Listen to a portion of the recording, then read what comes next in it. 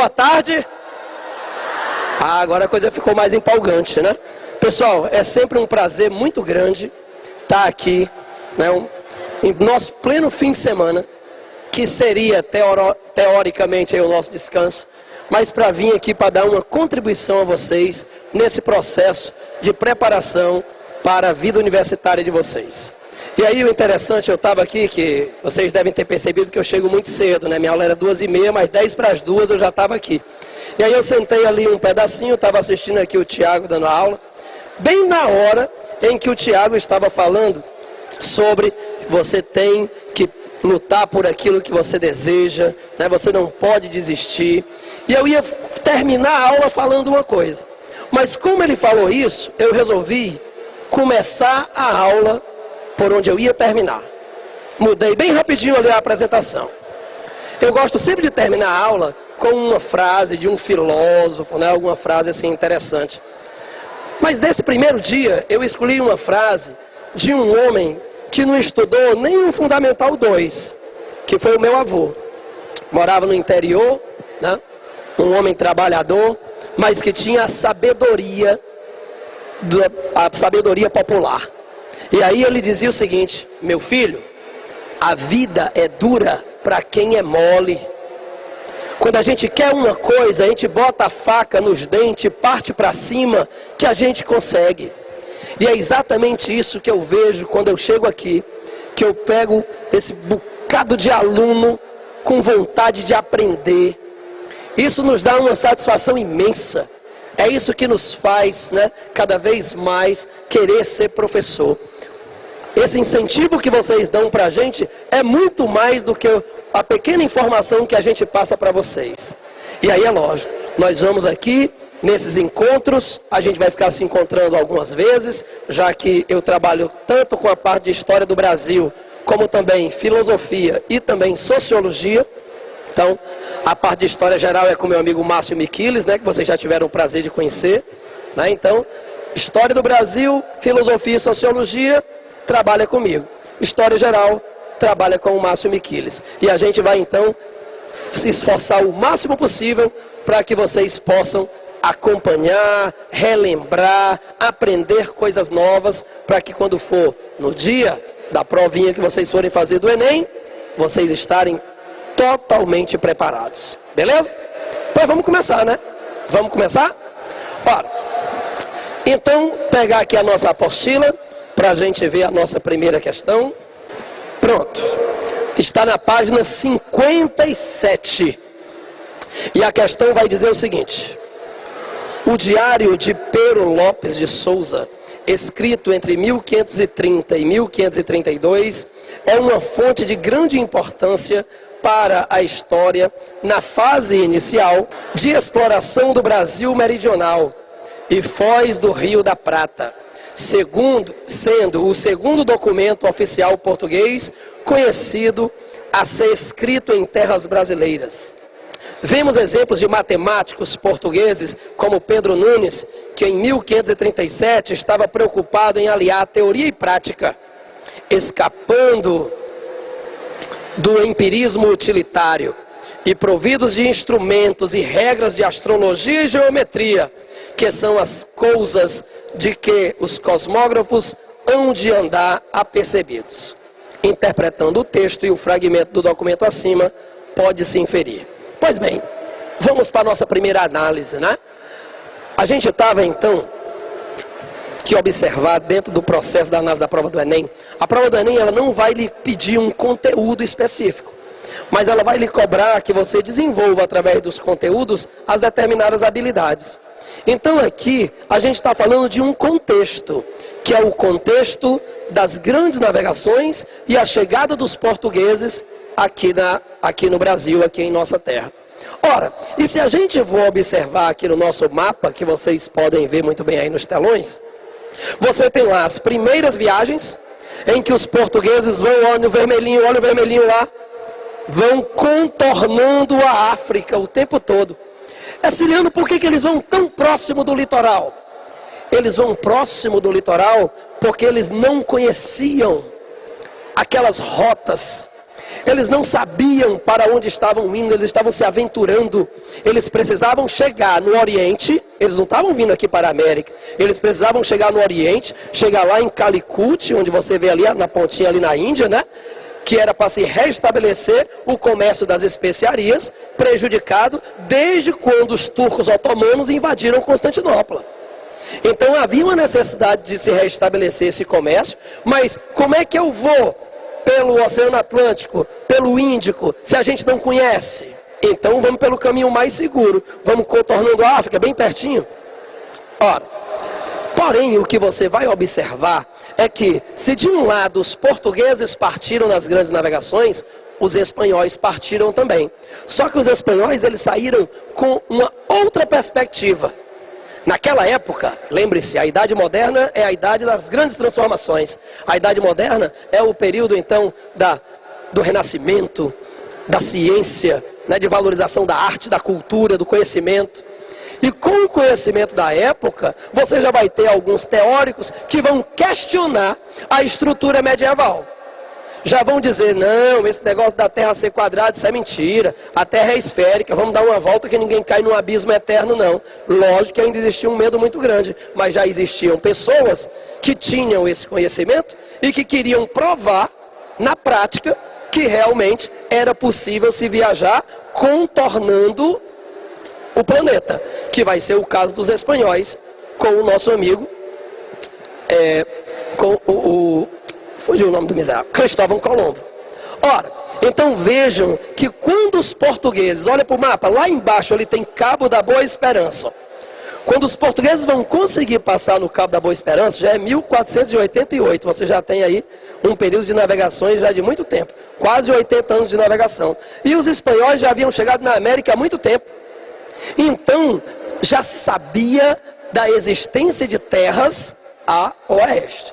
Então, os portugueses, com a possibilidade de conquistar também terras nessa região, já que já haviam conquistado vários territórios na África, eles vão investir nas navegações. Tanto é que a navegação do Pedro Álvares Cabral, ela tem gente que diz assim, chegar aqui por acaso, você tem que ser muito inocente. Já pensou? Você acha mesmo que um Estado que tem pouco dinheiro vai gastar o dinheiro que tem numa louca aventura desconhecida para investir na doida? Eles vão investir porque eles tinham uma possibilidade muito grande de encontrar riquezas aqui. E você vai ver com o Miquiles depois, o mercantilismo, né? As riquezas seriam o quê? Ouro e prata, o metalismo, ou uma civilização avançada que já tivesse mercado consumidor. A balança comercial favorável seria então estabelecida. Ora, o certo é que os portugueses, então, eles vêm para a América e oficialmente em 1500 iniciam o processo de colonização do Brasil. Então, quando a gente observa esse documento, a nossa resposta da primeira questão vai ser a letra C. Olha o que ela vai dizer aí, ó. O texto fortalece a tese de que a chegada dos portugueses ao litoral brasileiro não foi casual, mas intencional.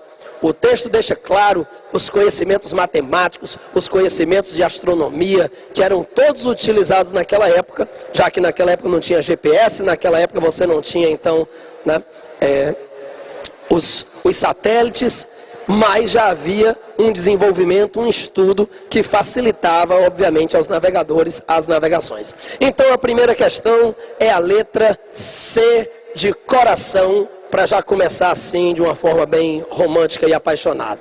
Casal de namorado logo aqui bem na frente, não é não? É não, mas vai ser. Agora eu disse, agora vai ser. Bora, o professor não erra, né? Se equivoca. Vamos lá para a segunda questão agora, então. A segunda questão fala o seguinte: foi em geral, no Brasil, o costume das mulheres casarem cedo. Olha aí, minha filha, eu fui falar em hora de namoro, falo logo em casamento. Mulher é assim, né, rapaz? Você fala em namoro, a mulher já fala em casar. Mas, rapaz, foi a melhor coisa que eu fiz na minha vida, foi ter casado, não? Foi bom demais. Esse ano, né, já está fazendo aí 25 anos que eu comecei a namorar com a minha esposa. É bem assim, tu começou a namorar no ventre? Não, eu sou maguinha assim, mas eu sou velho, já tenho 44, né? Tenho um corpinho assim de 20 quilos. Foi embora, pra cá. Continuando o texto. Aos 12, 13, 14 anos, ó, as meninas casavam, com filha solteira de 15 anos dentro de casa, já começavam os pais a se inquietar e a fazer promessas a Santo Antônio ou a São João. Ainda hoje, nas velhas fazendas rurais, o folclore guarda a reminiscência dos casamentos precoces para a mulher. Diz-se no interior de Pernambuco. Então vamos lá. Meu São João, casai-me cedo, enquanto sou rapariga, que o milho rachado tarde não dá boa espiga. Entendeu? Não dá palha nem espiga. Minha mãe nos casa logo, quando somos raparigas, o milho plantado tarde nunca dá boas espigas. Obviamente rapariga é a moça, né? O negado tá rindo aí. É Siliano, nós também no Ceará. Ah, é mesmo, a gente tem que lembrar disso, né? Mas tudo bem. Então veja que legal aqui, né? Você está vendo aqui uma tirinha em que as mães, quando pegavam as filhas que já estavam com 15 anos, 16 anos, meu filho pode rezar bem muito, que se você não casou até 15, 16, você não casava nunca mais. Eita, Ciliano. E o negócio era assim, era, minha filha. Hoje que tá bom demais, né? Hoje a gente vai casar com 25, com 30, né? Como diria meu avô filósofo da primeira frase, ele dizia assim, meu filho, amor é lorota, quem manda é a nota. Quando a fome entra pela porta, o amor sai pela janela, né? Então, primeiro você faz aquela base, vai estudar, vai se formar, vai começar a trabalhar, para poder você, né, começar a vida em conjunto ali. Porque se a fome bater na porta, o amor corre rapidinho. Pois bem, então, em relação à sociedade colonial, o papel da mulher durante os séculos 16 e 17. Então, vamos lá. Pessoal, quando a gente analisa história, eu gosto sempre de trazer o que eu chamo de o triângulo do poder. Todas as minhas aulas eu trago o triângulo do poder. Né? A partir dele eu dou aula de todas as matérias. Né? Que você pensar, o triângulo do poder se enquadra.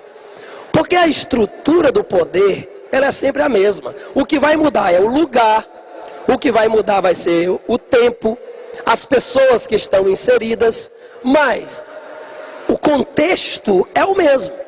Você tem sempre uma estrutura de poder político, você tem sempre uma estrutura de poder econômico, fui falar em poder econômico, passando aqui Fábio Frota, o homem do dinheiro, muito bem. E você tem sempre o poder ideológico. E esses poderes estão sempre interligados, sempre. Pode lembrar, né? Vamos entrar aqui um pouquinho na matéria do meu amigo Márcio Miquiles, quando você lembra lá no Egito. Quando você lembra do Egito, quem tem o poder político é o faraó. E por que o faraó tem tanto poder? Porque ele tem o poder econômico. É modo de produção asiático. Até a borboleta veio assistir a nossa aula hoje, não foi? Seja bem-vinda, viu, borboleta? Ela aqui, ó, passeando aqui. Pois bem, modo de produção asiático. As terras todas pertencem ao Estado. E o faraó simboliza o Estado. Então, é óbvio, o faraó tem poderes absolutos. Mas, ao mesmo tempo, o faraó também tem poderes absolutos, porque os sacerdotes justificam o seu poder, dizendo que ele é um Deus vivo. Olha aí que legal. O faraó, então, ele tem o poder político, baseado num poder econômico, a posse das terras do Estado, e justificado pelo poder ideológico dos sacerdotes. É Ciliano, e no Brasil vai ser assim também? Assim também. Poder político no Brasil durante o período colonial. Capitanias hereditárias. A estrutura de capitanias hereditárias vai ser a estrutura que vai se estabelecer aqui no Brasil. Um sistema que já havia sido estabelecido na África, que usava capital particular, e por isso então vai ser utilizado aqui. Se lá deu certo, nas ilhas africanas deu certo, aqui no Brasil também vai dar certo. Estrutura econômica da nossa colonização, sistema plantation. O sistema plantation vai ser a nossa estrutura econômica de colonização, e já já eu mudo o slide para a gente entender o sistema plantation. Estrutura ideológica da nossa colonização, a Igreja Católica. A Igreja Católica, que através tanto dos jesuítas, mas dos demais membros, irá estabelecer o domínio ideológico, impondo uma colonização de caráter católico. Ora, então, a nossa questão está falando de sociedade colonial. Na verdade, não é só a nossa próxima questão, mas a nossa segunda, terceira e quarta questões são todas de sociedade colonial. E aí a gente vai, numa apresentação, relembrar essa sociedade e vamos matar as 3 questões. Porque a sociedade colonial é um tema que sempre cai no Enem. Ele não vai cair, não é para você ficar decorando as coisinhas, mas para você entender. Ah não, ó. Situação da mulher na colônia, situação dos negros na colônia, situação dos índios na colônia. Rapaz, isso sempre cai, sempre cai. Então, vamos entender como é que funciona a economia, porque se a gente entender a economia, a gente entende a sociedade. Porque a economia e a sociedade estão interligados. A economia se desenvolve de acordo com os interesses da sociedade. A sociedade se desenvolve de acordo, obviamente, com a estrutura econômica. Para você não esquecer nunca mais. Sistema econômico é sistema plantation. Sistema plantation, lembre-se, male. Você não vai mais esquecer. Você não vai esquecer nunca mais, porque se nossa economia começou male, não terminarás bene. Não é verdade? Então já começou legal a nossa economia. Male para você não esquecer. Agora então, vamos saber o que cada letrinha dessa quer dizer. Vamos lá. Pessoal, a gente era uma colônia. E a gente era uma colônia de exploração. Se a gente era uma colônia de exploração, obviamente que o nosso objetivo era gerar lucro para a gente ou para a metrópole? Para a metrópole. Ora, então havia uma necessidade da gente produzir aqui aquilo que a metrópole deseja. Por isso que a metrópole, para ter o controle, para você ter o controle, é mais fácil, situação de controle, hein? É mais fácil você ter um namorado ou 6 namorados. Tu controla bem direitinho, tu não controla nenhuma, bicho feio, uma música, 6 namorados. Rapaz, meu amigo, hoje com esse negócio de WhatsApp, esse negócio de internet, você só tem que ter uma mesmo e fique muito feliz, não é não? Porque você sai aqui, ó, você tem sua namoradinha muito romântico, aí de repente tu inventa de pular a cerca. Meu amigo, em todo canto tem alguém que lhe conhece. Muito bem, seja bem-vindo, vamos continuar o negócio aqui. Tem alguém que lhe conhece, aí tu tá lá com a outra, uma amiga da tua namorada vem, ela pega, te filma e manda pro WhatsApp, aí tu vai dizer o que agora? Não é não? Então é mais fácil controlar um namorado. Se é mais fácil controlar um namorado, agora imagina, tu controlar uma economia de um país voltada para o mercado externo ainda mais. É mais fácil tu controlar um só produto ou vários? Um só. Por isso que o Mzinho é de monocultura. Aqui no Brasil a nossa economia se baseia em um principal produto que vai ser a cana-de-açúcar. Então a cana-de-açúcar vai ser o nosso principal produto aqui no Brasil. Ciliano, e esse A? Ora, meu filho, os europeus, eles vêm para a América para tirar aquilo que lá na Europa não tem. Eles chegam num país tropical. É óbvio que eles vão querer explorar as riquezas tropicais da América. Por isso mesmo que a nossa produção será essencialmente agrícola. E ela é agrícola não para o mercado interno, mas ela é agrícola para a exportação, para atender os anseios da metrópole. Ciliano, e esse Lzinho? Ora, vou produzir. Eu tenho 2 terras. Uma terra é só esse quadradozinho que eu estou aqui. Tem um solo bom, rapaz, o clima é uma beleza, eu vou produzir um bocado aqui. Mas eu tenho uma outra terra, que é esse ginásio aqui todinho, com a mesma qualidade de solo, com as mesmas condições climáticas, com as mesmas condições de investimento. Qual é o que vai me dar mais lucro? O maior, porque eu vou produzir mais, eu vou obviamente tirar mais riquezas. Por isso que o L é de latifúndio. Beleza? Ciliano, e o E? Meu filho, lembre-se, se eu sou uma metrópole, eu vou querer explorar a minha colônia o máximo possível. E se eu vou explorar a minha colônia, eu vou querer ter o máximo de lucro. Mas o meu lucro só vai ser máximo se a minha despesa for mínima. Digamos que eu tenho uma empresa, vou abrir uma empresa, amanhã eu vou abrir a empresa, CC Corporation, pronto. Aí eu vou oferecer lá vaga para todo mundo, vou empregar todo mundo. É o seguinte, é emprego para todo mundo, eu vou pagar 5 mil reais por mês. Meu amigo, eu vou ter um custo imenso para manter a minha empresa.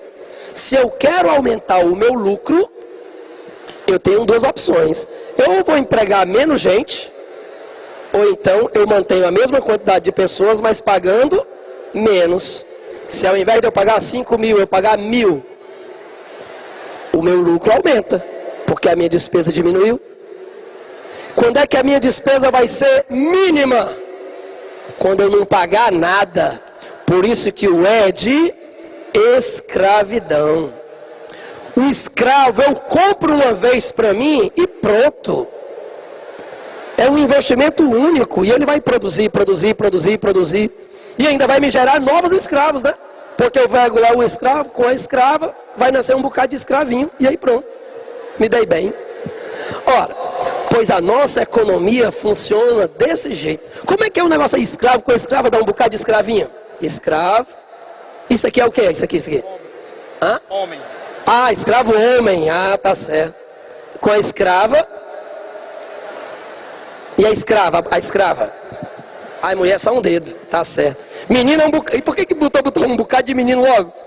É que, né? Tá certo. Foi bom. Menino nunca vem só de um, né, rapaz? É, Maria. Pois bem, então, se a gente entende essa estrutura econômica, vai ficar fácil da gente entender a sociedade agora, ó. Ih, agora ficou moleza. A economia é baseada na agricultura. Se a economia é baseada na agricultura, as pessoas vão morar no campo ou na cidade? A sociedade então vai ser rural. As pessoas viviam nos engenhos. A grande maioria vivia nos engenhos. Engenho cabia todo mundo, né?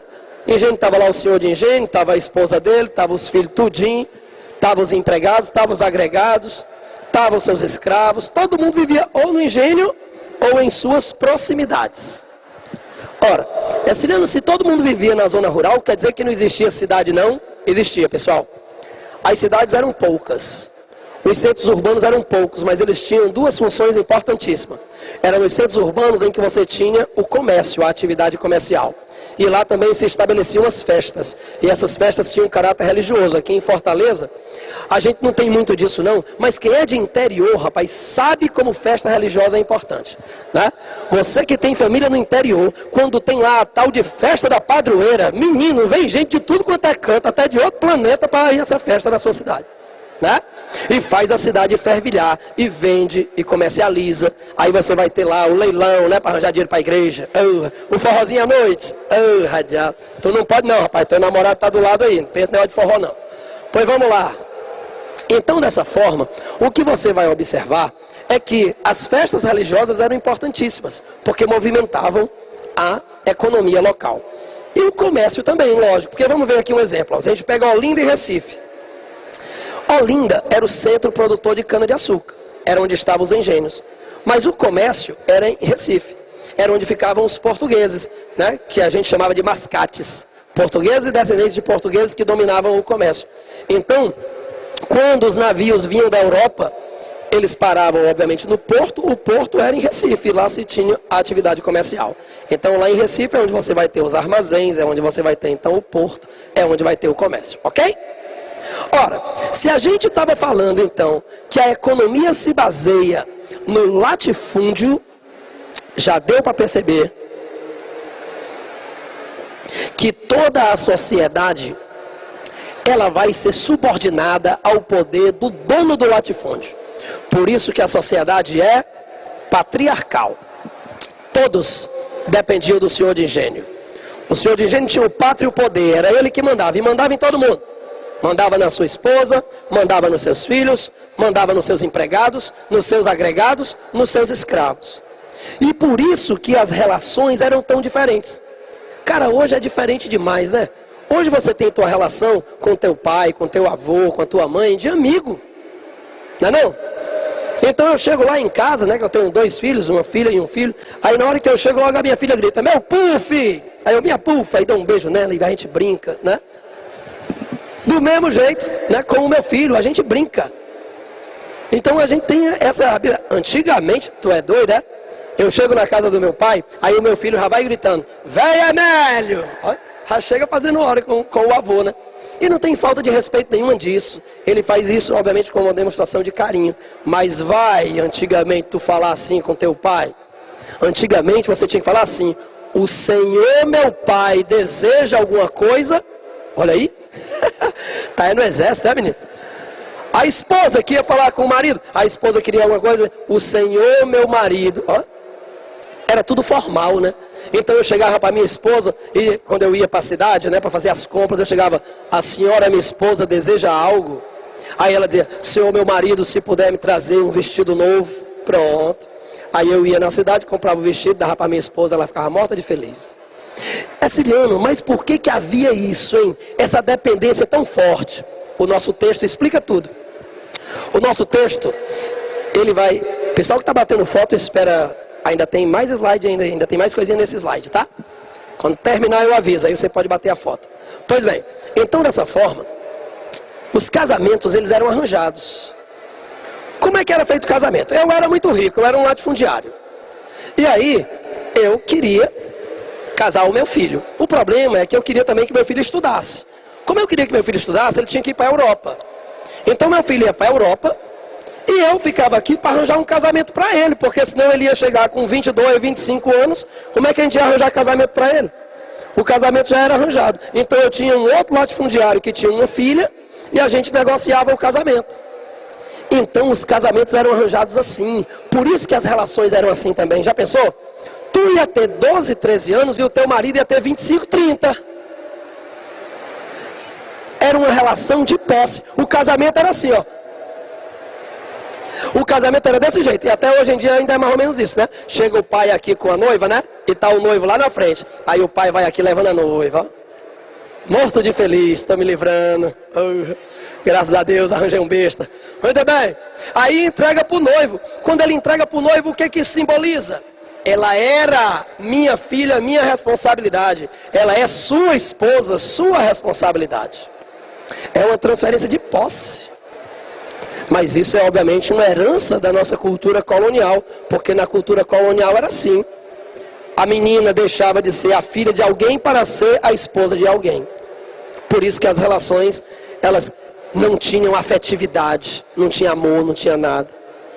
Pois bem, e se a economia se baseia na escravidão, a nossa sociedade era escravocrata. Ou seja, praticamente todo o trabalho que era feito no engenho, na colônia, era feito mediante o trabalho dos escravos. Os escravos eram utilizados então em praticamente todas as funções. Pois então, vamos resolver aí a questão. Batendo minha foto aí, Fábio?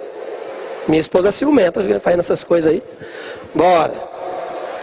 Pessoal, a gente vai resolver a 2, a 3 e a 4. Tá joia? Muito bem. Eu já vou botar o gabarito aqui só para botar, mas vocês não vão olhar não, tá? Muito bem. Segunda questão, então, era aquele textozinho. Analise o item correto. Olha o que diz o item C, ó. Os casamentos eram arranjados, minha filha, olha aí. Que viam na união dos filhos uma aliança política e econômica fundamentada na busca pela prosperidade. Eu, senhor de engenho, ia casar meu filho com a filha de um outro senhor de engenho. Eu ia bem casar meu filho com um escravo, é? Lógico que não. Os escravos, obviamente, eles eram considerados, e vamos já falar uma questão de escravidão, eles eram considerados, obviamente, propriedade. Vamos ver a segunda questão, a terceira agora. Observe a pintura, você tem aí o senhor de engenho comendo, aí tem uma escrava abanando sendo papel de ventilador, um outro só olhando, 2 meninozinhos no chão, pegando só as sobras da comida. Muito bem, pensei que eu estivesse num restaurante aqui no centro, né? A cena não é muito diferente não. Pessoal no meio da rua esperando alguém sair que acabou de comer. Traz um pedacinho para mim aí, tio, né? Mas vamos lá. O quadro O Jantar no Brasil, de Jean-Baptiste Debré, foi pintado no início do século XIX. E ele vai retratar, olha o que diz a letra E aqui, pessoal. O cotidiano de senhores e escravos no Brasil, caracterizado pela possibilidade de convivência entre membros dos dois grupos, pela manutenção de símbolos que os diferenciavam. Legal essa questão, porque ela quebra um paradigma. Tem uma coisa interessante, quando você assiste novela, quando você assiste filme que fala sobre escravidão, você fecha os olhos e lembra, escravo. Você pensou num cara acorrentado sendo chibateado, foi ou não foi? A gente só tem essa visão da escravidão, né? Mas vamos raciocinar. O escravo, ele era uma propriedade cara, não era barato. Um escravo equivalia mais ou menos a um preço de um cavalo, então não era barato, tá? Então eu ia ter que comprar o escravo. Vamos ver se tem lógica.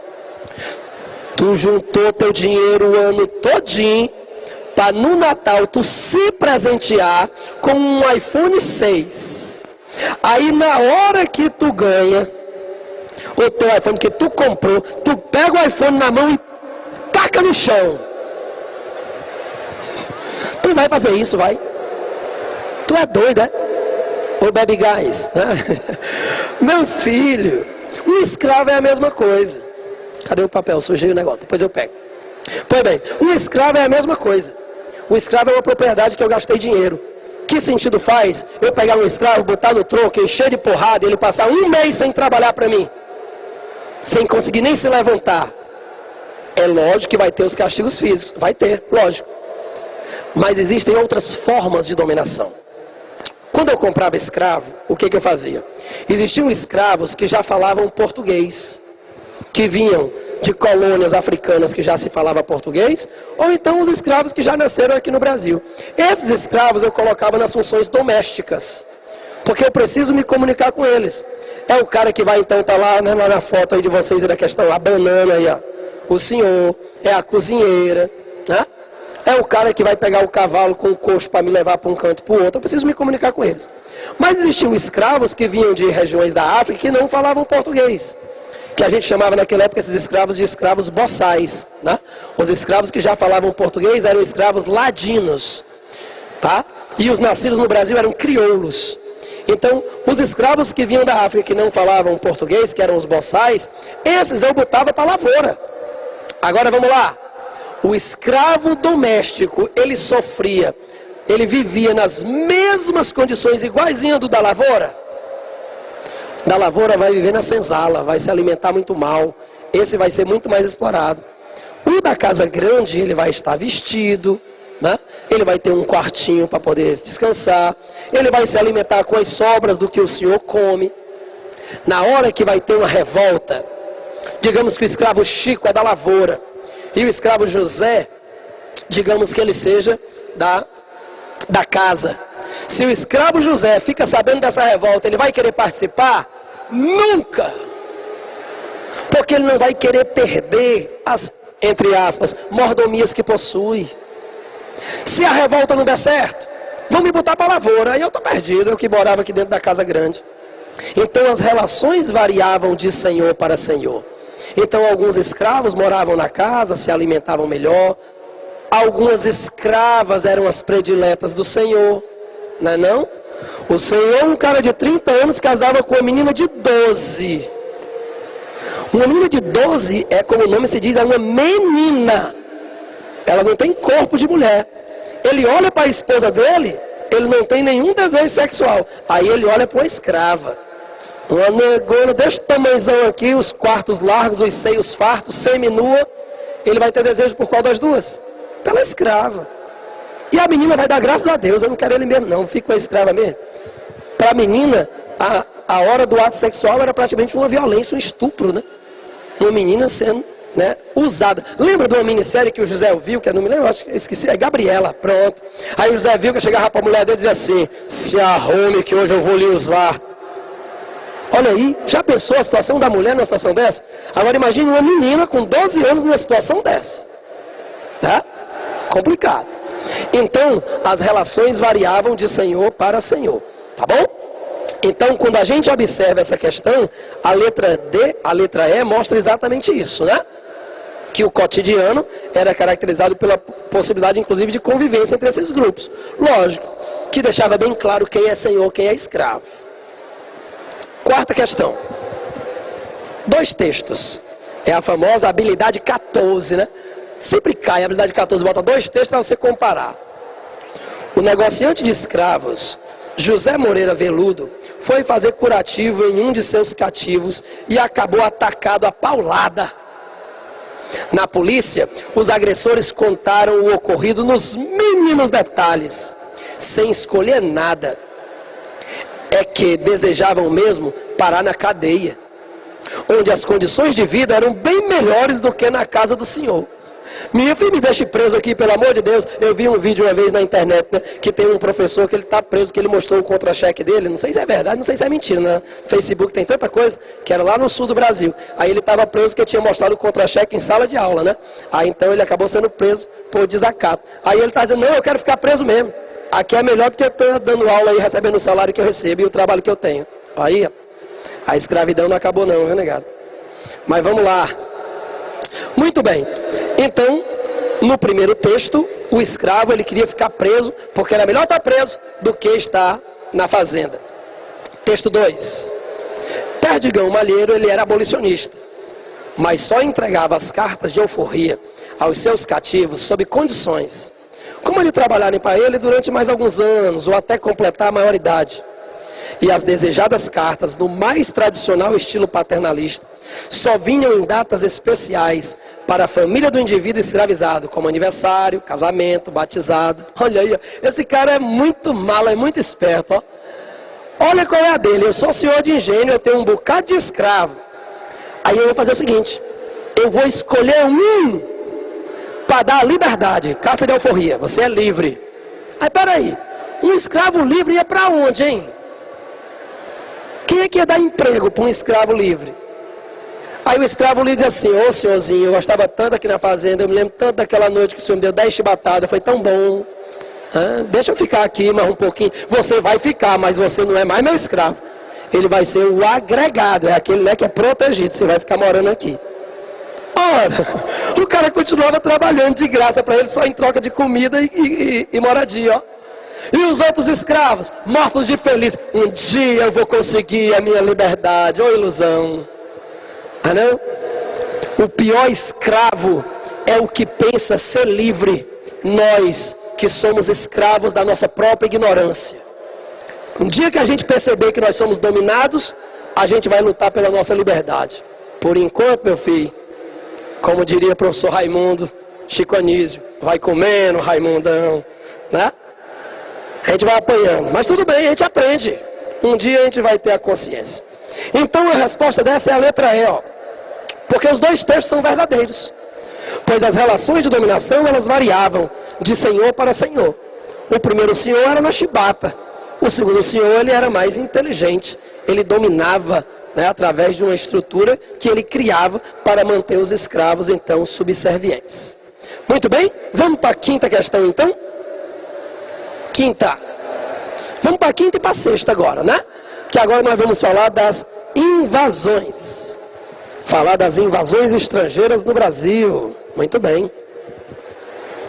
A quinta questão tem um texto que diz assim: depois de permanecermos ali pelo espaço de 2 meses, durante os quais procedemos ao exame de todas as ilhas e sítios de terra firme, batizou-se toda a região circunvizinha que fora por nós descoberta de França Antártica.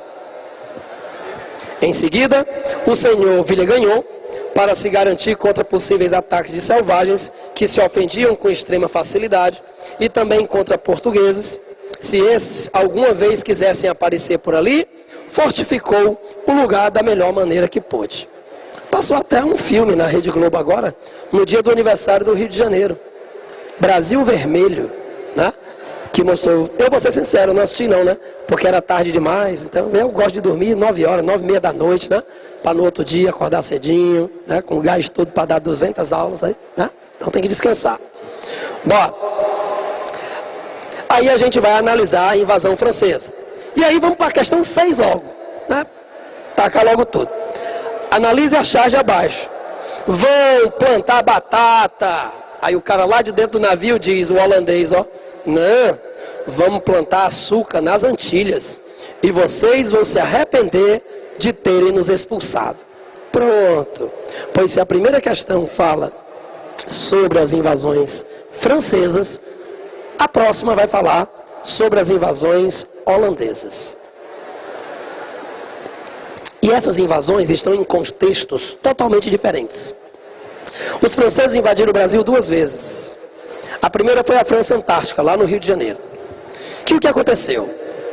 Como resultado da reforma protestante, que você vai ver muito bem com meu grande amigo Márcio Miquiles, houve, na Europa, se espalhou várias outras tendências religiosas. Calvinismo, luteranismo, anglicanismo. Tá ficando muito bem. Quase não sai, né, minha filha? Maria, a água que faltou aqui.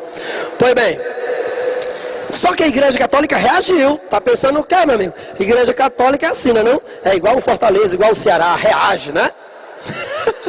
Aí, muito bem, vamos lá. Aí então a Igreja Católica reagiu no movimento chamado Contra-Reforma e passou a perseguir os protestantes, que seriam considerados os novos hereges. Meu amigo, a Santa Inquisição restabeleceu. E na França, o rei francês era católico. Mas, na França, a burguesia, como em qualquer lugar do planeta, onde havia um burguês, havia alguém interessado em, obviamente, aderir à ética calvinista, que valoriza o trabalho, a riqueza, como forma de salvação. Ora, o rei francês vai mandar perseguir e matar os protestantes em Paris. É a famosa noite de São Bartolomeu. Então os católicos vão pegar suas espadas e vão à noite invadir a casa dos huguenotes, que era como os calvinistas eram chamados na França, e irá matar todo mundo. A notícia se espalhou. Digamos que tu mora numa outra cidade da França, Lyon, Lille, Marseille, qualquer uma delas. Tu ficou sabendo que o rei mandou matar os protestantes em Paris. Tu vai ficar esperando na tua cidade a mesma ordem, o rei mandar matar vocês tudinho? Vocês vão fazer o quê? Extirpar os testículos do felino, não é não? Capar o gato de uma forma mais culta. Muito bem. Eu vou fugir. Fugir para onde, Aciliano? Eu vou fugir para o Brasil. Porque os franceses, durante o período pré-colonial, eles já viviam no nosso litoral. Então eles já conheciam as rotas para vir para cá. E além do mais, aquela região onde hoje é o Rio de Janeiro, estava abandonada, porque os portugueses, eles ficaram em que parte? Eles pegaram o litoral do Nordeste, que era onde dava para produzir cana-de-açúcar, e depois ali São Vicente, litoral de São Paulo. A região que dava para produzir cana-de-açúcar, já que o açúcar é o nosso principal produto, nós vimos isso quando falamos no sistema plantation, que é um produto só, monocultura, vai ser a cana. Então ali o rio ele era abandonado. Os franceses chegaram e a gente viu, ó, o texto dizendo, por meses nós ficamos ali. Tá certo, né? Depois que Portugal descobriu a presença dos franceses, enviou tropas e expulsou os franceses de lá. Os franceses saem e vão lá para o Canadá, onde eles deram origem ao Canadá. Fundaram uma colônia de povoamento. Olha aí, não é não? Se eles tivessem ficado por aqui e se tivessem estabelecido uma colônia de povoamento, mas é lógico que eu não ia trocar o nosso padrão de vida, a nossa qualidade de vida, pela qualidade de vida do Canadá, né? Aquele povo tão miserável. Não, Deus me livre. Pois bem, Aciliano, a segunda invasão francesa, no Maranhão. Eles tentaram se aproximar das regiões ricas em metais preciosos do lado do Peru. É lógico que nessa época estava funcionando a União Ibérica, que eu vou já explicar para vocês. E assim é lógico, o rei da Espanha enviou tropas e expulsou os franceses também.